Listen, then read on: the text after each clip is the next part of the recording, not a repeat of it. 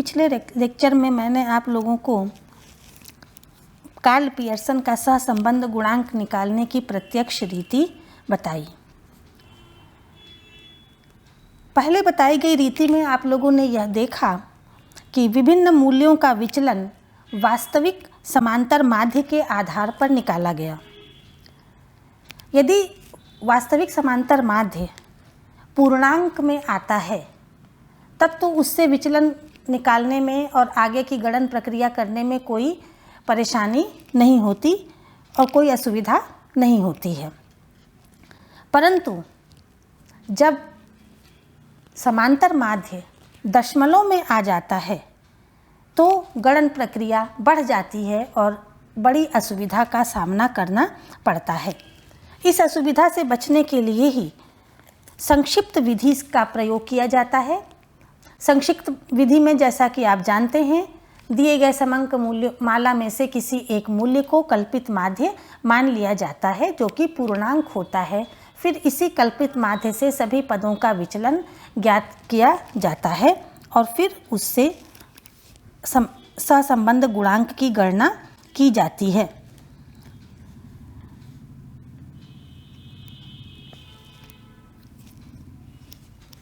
कल्पित माध्य मान लेने से हमारी समस्या सॉल्व हो जाती है, क्योंकि कल्पित माध्य पूर्णांक होता है और एक पूर्णांक को जब हम मानते हैं तो गणन प्रक्रिया आसान हो जाती है। इसके पश्चात हम कार्ल पियर्सन का सहसंबंध गुणांक ज्ञात करने के लिए निम्नलिखित सूत्र का प्रयोग करते हैं। R = sigma dx dy into n minus sigma dx into sigma dy upon under root sigma dx square into n minus sigma dx का square into under root sigma dy square into n minus sigma dy का square. यहाँ पर R जो है Karl Pearson का सहसंबंध गुणांक है, n पदमूल्यों की संख्या है, सिग्मा dx काल्पनिक माध्य से पदों के विचलन, सिग्मा dy y श्रेणी में काल्पनिक माध्य से पदों का विचलन, सिग्मा dx स्क्वायर पदों के विचलनों के वर्गों का योग, सिग्मा dy स्क्वायर y श्रेणी में पदों के विचलनों के वर्गों का योग, dx dy बराबर dx और dy का गुणनफल।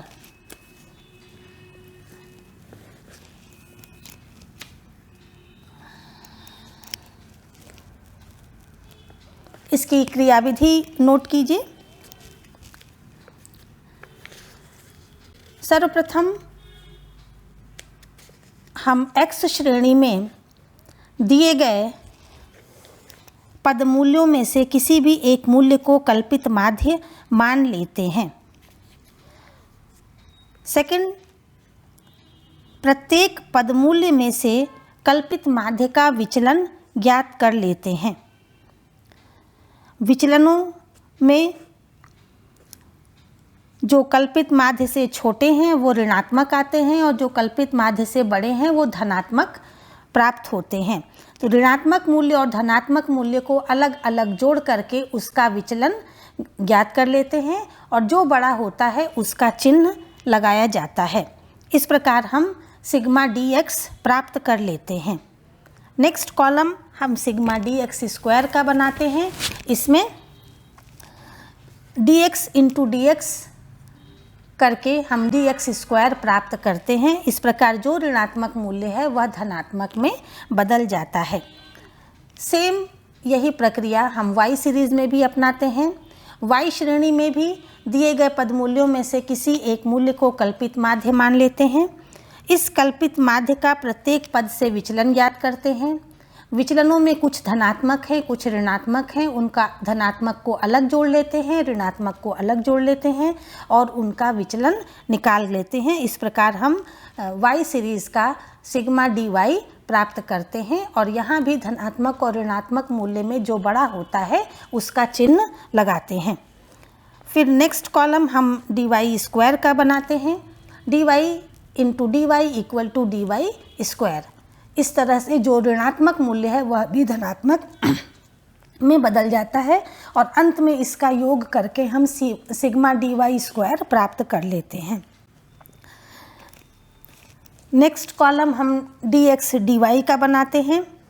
dx dy जो है वो डेविएशन का प्रोडक्ट है, अर्थात दोनों श्रेणी का जो विचलन है dx और dy, इनका आपस में गुणा करके और इसका योग ज्ञात कर लेते हैं और अंत में फिर हम कार्ल पियर्सन का सहसंबंध गुणांक का सूत्र लगाते हैं और उससे सहसंबंध गुणांक ज्ञात कर लेते हैं। एक उदाहरण के द्वारा आप इस प्रश्न को समझिए।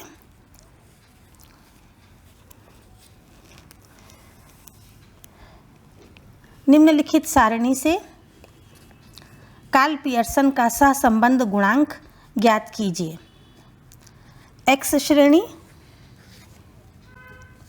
57, 42, 40, 38, 42, 45, 42, 44, 40, 46, 44, 43।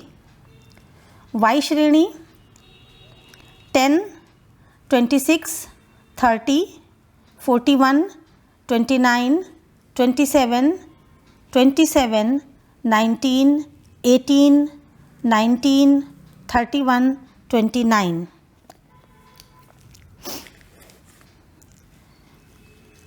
अब इस प्रश्न में हम लोग 44 को काल्पनिक माध्य मान लेते हैं। x श्रेणी में 44 को काल्पनिक माध्य मान लेते हैं और जिसे काल्पनिक माध्य मानते हैं उसे अंडरलाइन कर देते हैं या गोले में घेर देते हैं ताकि अलग से स्पष्ट रूप से वह दिखाई दे।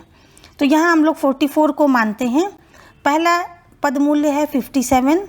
57 में से 40 को माइनस करेंगे तो आएगा +13। इसी प्रकार प्रत्येक पद मूल्य से काल्पनिक माध्य का विचलन ज्ञात करेंगे। इसको ज्ञात करने के लिए हम x माइनस x बार का सूत्र लगाते हैं। पहला x हुआ 57, x बार है 44, तो 57 minus 44 equal to +13, 42 minus 44 equal to -2, 40 minus 44 -4, 38 minus 44 -6, 42 minus 44 -2, 45 minus 44 +1, 42 minus 44 -2, 44 minus 44 0, 40 minus 44 -4, 46 minus 44 +2, 44 minus 44 0, 43 minus 44 -1। अब धनात्मक मूल्य को अलग जोड़ लें और ऋणात्मक मूल्य को अलग जोड़ लें और उनका विचलन निकाल लें। तो यहाँ पर जो है ऋणात्मक मूल्य बड़ा है, इसलिए होगा सिग्मा dx बराबर -5।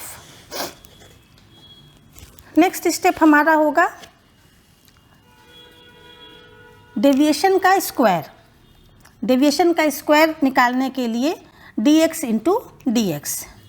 पहला dx है 13, तो 13 into 13 162, 2 into 2 4, 4 into 4 16, 6 into 6 36, 2 into 2 4, 1 into 1 1, 2 into 2 4, 0 into 0 equal to 0, 4 into 4 16, 2 into 2 4, 0 into 0 0, 1 into 1 1। अब इसका टोटल कर लीजिए। इसका टोटल होगा sigma dx square equal to 255। Y series same यही प्रक्रिया वाई सीरीज़ में अपनाइए। वाई सीरीज़ में भी दिए गए पद मूल्यों में से किसी भी एक पद मूल्य को काल्पनिक माध्य मान लीजिए। यहाँ पर हम लोग 26 को काल्पनिक माध्य मान लेते हैं।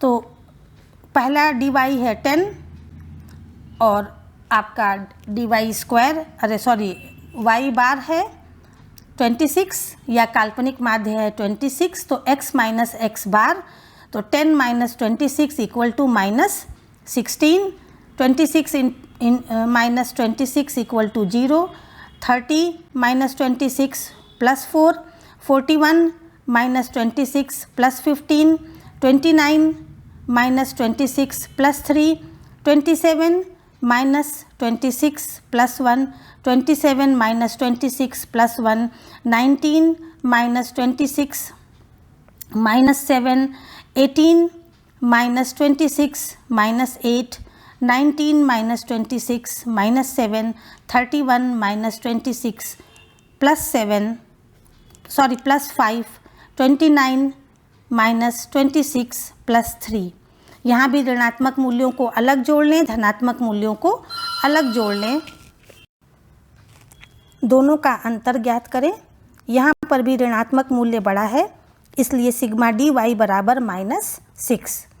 नेक्स्ट स्टेप करें। नेक्स्ट स्टेप हम डी वाई स्क्वायर का निकालेंगे। डी वाई स्क्वायर निकालने के लिए d y into d y equal to d y square. ऐसा करने से सभी ऋणात्मक मूल्य अपने आप धनात्मक हो जाते हैं। पहला डी वाई है -16, तो -16 into -16 equal to 256, 0 into 0 0, 4 into 4 16, 15 into 15 225, 3 into 3 9, 1 into 1 1, 1 into 1 1, 7 into 7 49, 8 into 8 64, 7 into 7 49, 5 into 5 25, 3 into 3 9। इन सब का टोटल कर लें। इन सब का टोटल होगा 704। नेक्स्ट कॉलम आपका होगा sigma d x d y. Sigma d x d y का अर्थ है डी एक्स का डी वाई में गुणा। यहाँ पर धन और ऋण के चिन्हों को ध्यान में रखते हुए गुणा करना है। धनात्मक मूल्य का गुणनफल धनात्मक में ही होगा, लेकिन अगर एक माइनस है और एक प्लस है तो minus into plus equal to minus होता है, और अगर दोनों माइनस है तो minus into minus equal to plus हो जाएगा। इस गणित के नियम को ध्यान में रखते हुए आप डी एक्स डी वाई निकालिए। पहला डी एक्स है +13 और पहला डी वाई है -16, तो plus into minus equal to minus, तो 13 into 16 equal to -208।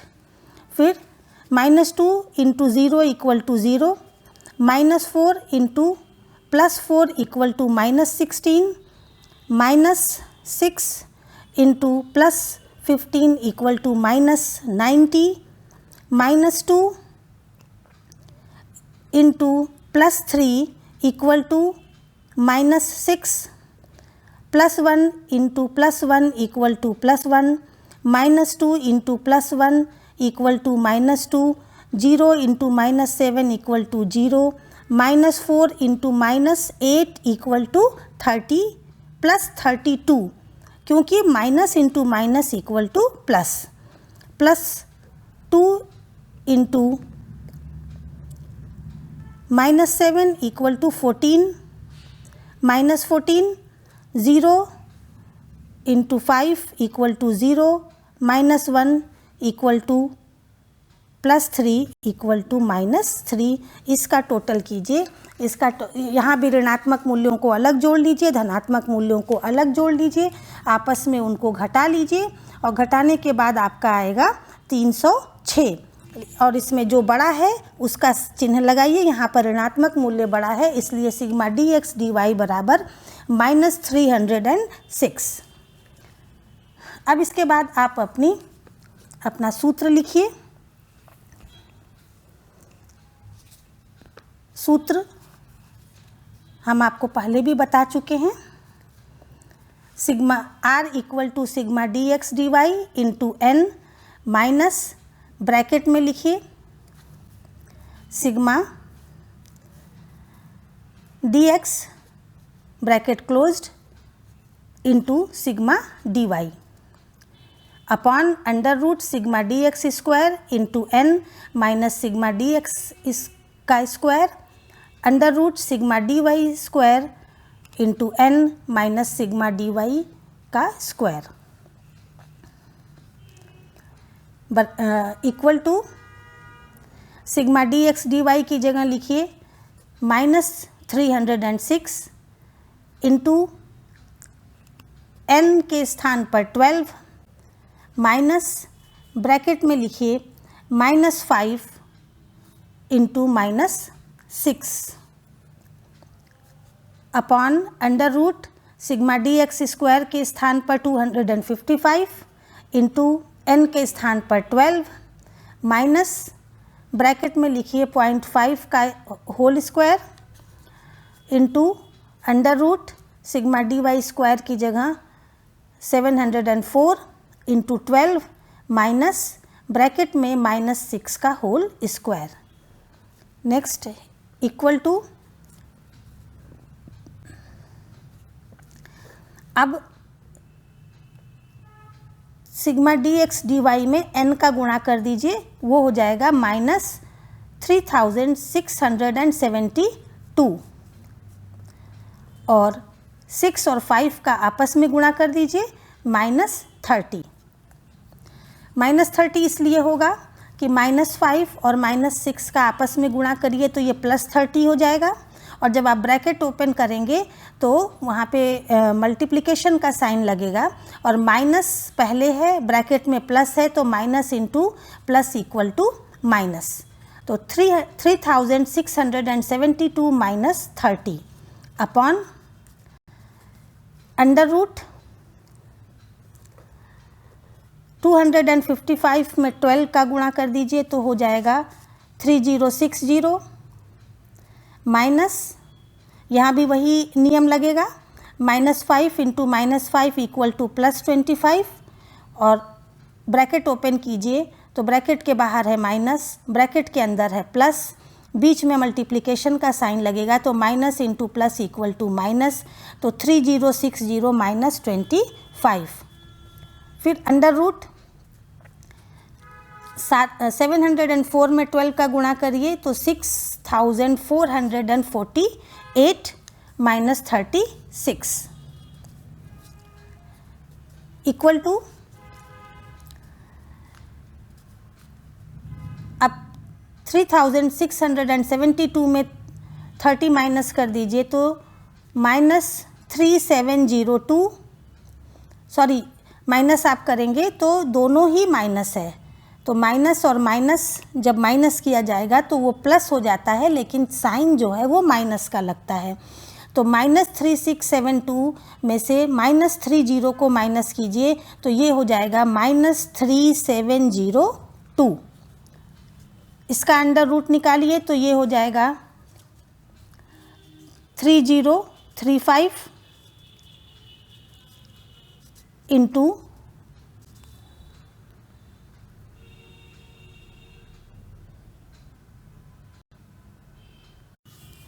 -3702 upon under root 3060 minus 25, तो ये होगा under root 3035 into under root 8448 minus 36 equal to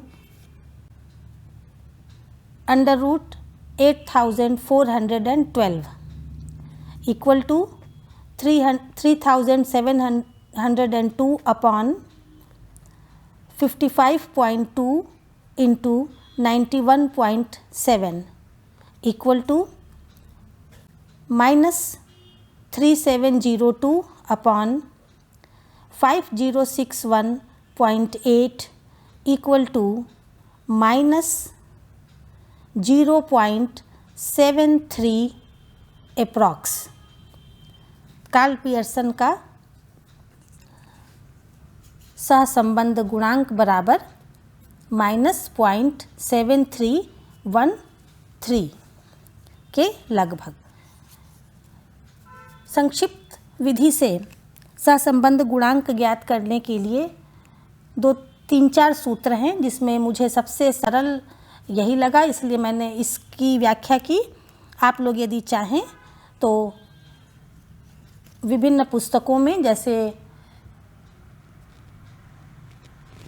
Shukla और सहाय की है और डॉक्टर रमाशंकर त्रिपाठी की है, इन पुस्तकों में से आप इसके और सूत्र भी देख सकते हैं और उसके हिसाब से भी प्रश्न को हल कर सकते हैं। मुझे ये सबसे सरल लगा, इसलिए मैंने इसकी सहायता से आपको यह प्रश्न हल करना बताया। Thank you.